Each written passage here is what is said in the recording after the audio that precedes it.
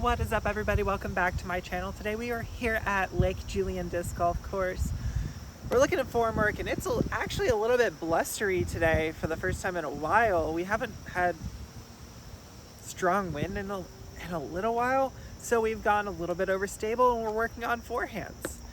This has shown up in a couple of videos. I don't currently bag this, but I think the stability is really useful to have, so it kind of lives in a space for backup discs. And we have the force out of my bag. Both of these are really good as far as distance, as far as power, as far as control. But I've been noticing that as I try to go up in stability, i.e. basically the PD2 slot, the super overstable distance driver, it becomes a little bit harder for me to consistently throw nose down flex shots with an anhyzer release. I can get nose down pretty comfortably, pretty easily, throwing a flat or a soft hyzer on the release, but when I try to come over on it, that's when it gets a little bit trickier. So we're gonna try to work on a couple of tips today that might help you if you're experiencing the same issue.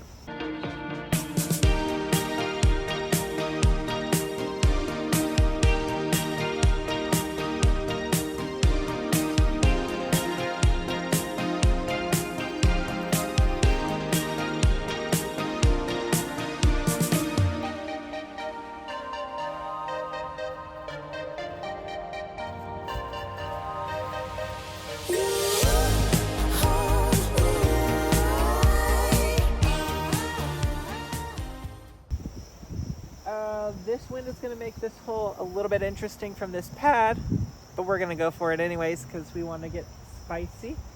We're going to go force first, and then we're going to go destroyer. What we're going to be focusing on with just the first throw is making sure our release is clean. Of course, we're going to be trying to throw a clean nose down flex shot, but as long as we are coming over and hitting the angle of anhyzer properly, we're going to count this as majorly a success, as long as we don't lose the disc, because this is still warming up. I was at work all morning and I haven't thrown a shot yet.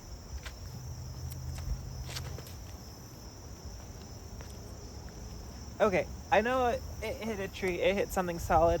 I think that was a pretty consistent angle of anhyzer, and then it turned a little bit more than I was expecting. So there's probably some wind out there that we're not feeling in here. But we're gonna go destroyer here, and I feel like I got it pretty nose down. I am gonna look at the footage when we walk to go pick up these discs to see, did it come out here or did it come out here? Because while it looks like just a very slight angle, that angle is the angle that says I can get a lot of distance or it's just gonna stall out.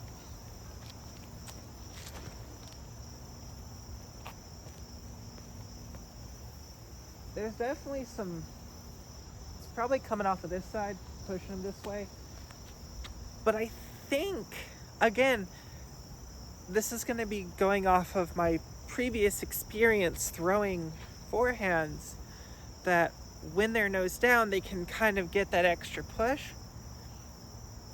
Either I threw them nose down, so we're just gonna work on tips and tricks to help you do so, or there's just a lot of wind coming off the lake. So we're gonna review footage, walking over to the next tee pad, and we'll go pick those up.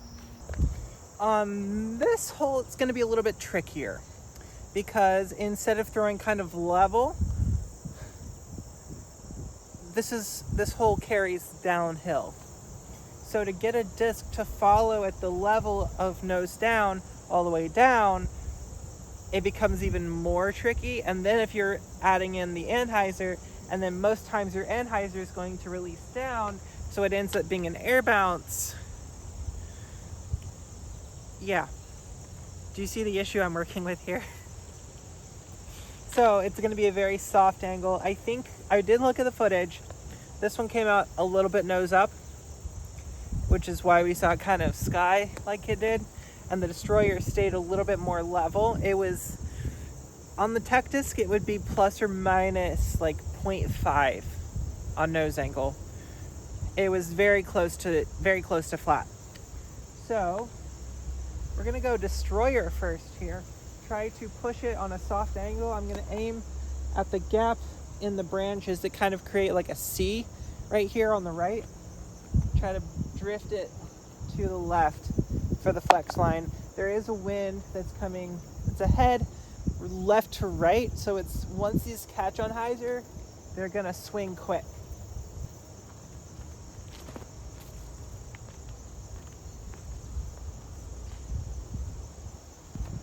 That was actually the perfect release.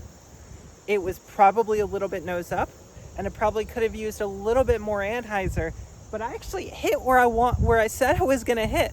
That's the aiming point for this shot, to get the big sweep.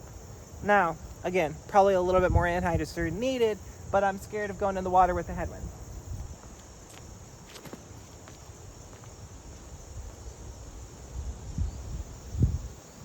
If that did go in the water, it will 100% be retrievable. And that, my friends, was nose down. That was incredibly nose down. That was so nose down, the wind never gave it time to flex. So I guess we're writing the fine line. How much nose down is too nose down? Because the destroyer was pretty good, caught a late branch, but on this fairway, it happens. That was a little bit too nose down. So somewhere between the destroyer and the force, or do we just go with the destroyer because it seems to be the right line? This hole should not be a distance problem, but sometimes it is because, well, I air bounce. And if we're working on controlling that nose angle, I should be able to not even hard power throw these. I should be able to just soft flex them and get them all the way there if I can control the nose angle. And it is a tailwind, so it's gonna stable them out a little bit more, so I can kind of come over on that angle. Also, completely different video and completely off topic, but this might have to beat this out for when I go up north and play, because when it gets windy up there, this has shown me that it sometimes doesn't come back.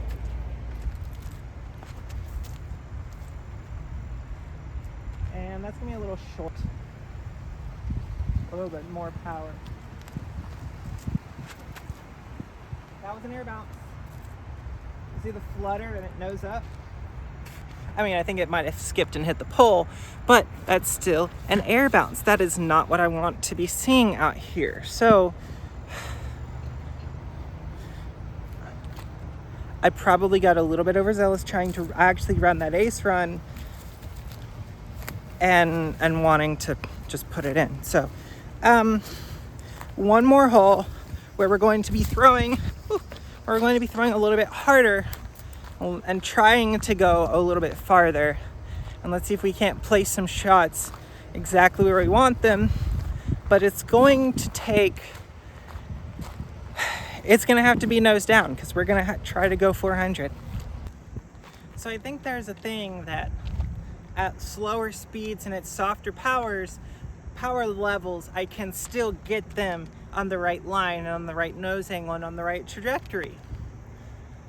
Can I carry that through as I move up in power? So we're going to try.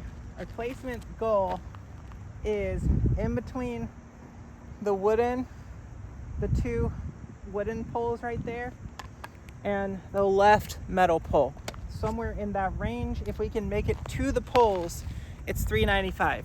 So we'll call it a nice even 4. If we can skip through the poles, that's even better. We're gonna have to throw these pretty hard if we want to do that. So I think it's time to go force first.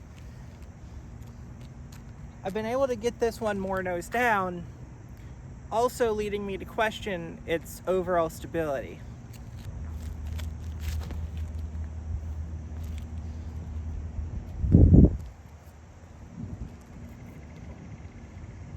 Okay, that's probably about 370.